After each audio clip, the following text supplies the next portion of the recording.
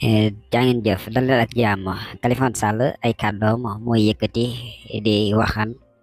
mu mel ni que ne nag moom dafa mer jamono ji mer gu métti daal di koy jëmale nag si état bi si gouvernement bi ñi nga xam ne nag ñoo yore pouvoir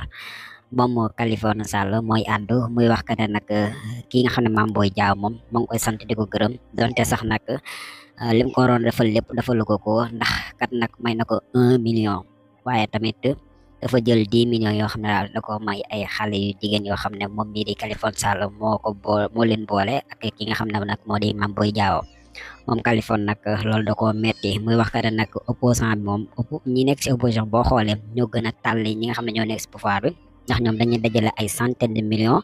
di ko jox seeni militants ñi nga xam ne nag dañ koy soxla waaye boo xoolee pouvoir bi moom